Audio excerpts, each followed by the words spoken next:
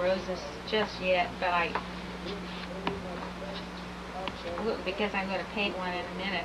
But this is kind of a fun pattern to do, and you can see from this contrast. From this you can see color. In the contrast, it's obviously the dark silhouette against the lighter background. Well, let's look at this background in particular. Not only do we have the contrast of the extreme dark, but we have color from warm to kind of a neutral to kind of a cool.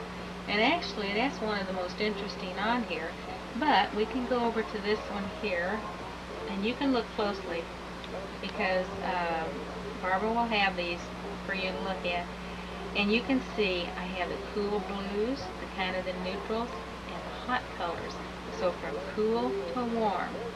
And that makes it a lot more interesting. Even this little guy has cool basically to kind of a warm green here. Same thing here. We have kind of the cool. We have kind of a warm in here, and then a vibrant, kind of a purplish color there. This one is really rather dull. It doesn't have the elements that some of these others do. It could have had a lot more warm and cool in it. But what it does have is kind of a light to dark, and then a little bit of a medium value down there. So you play all the elements, light, medium, and dark, and warm and cool. Here we go from warm and cool on this one. We go from cool to neutral to warm here. So I just threw that in just to show you contrast and hopefully to show you how you can use color. Well, oh, this is our little dog. Now, you think animals are hard, and maybe they are, but when you start painting an animal, the reason I put this in is because I wanted to show you that this little nose on this little guy named Fidette is a shape, a form. You create a form in here, and you have to realize if the light's coming from here, you have it lighter.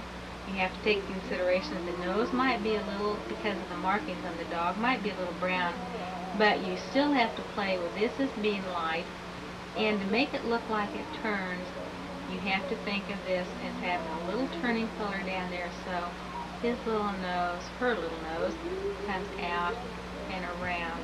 So you think form. The top of her head is the top of a ball.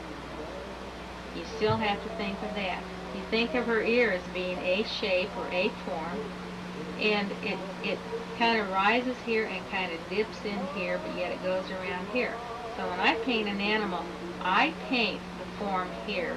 I paint the form here, the form here. Then I take my brush and I put in all the hairs. In other words, my oil paint is wet, and I take a brush with lighter paint on it and I pull through all that wet paint. But what I've first done is I have created a form first. And then the hair is just insignificant. That's the fun part. But first you create the shape in everything you do. You always have to think basically a form, a shape. A circle, a flat area, a cone, a cylinder, a rectangle. We'll get Fidette in a little bit and put her on camera so they can see what she really looks like. Okay, this is kind of a still life, and I tried to get texture on this. Everything in this is pewter.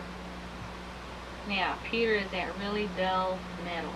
It's kind of like tin, only sometimes tin is a little shinier than pewter, and it's hard to paint something that is, everything is the same because you have to create a center of interest. You have to create color. As an artist, you learn to look for color. I made this up. I didn't have anything to go by. I just made it up, and so I put my forms together. You can see my line of my design is basically like that, but because of the plate, this is more or less the center of interest. And this line and these parallel lines carry the design out. I had to think texture on the pot. I had to think texture on the china cup. Um, once you get your shape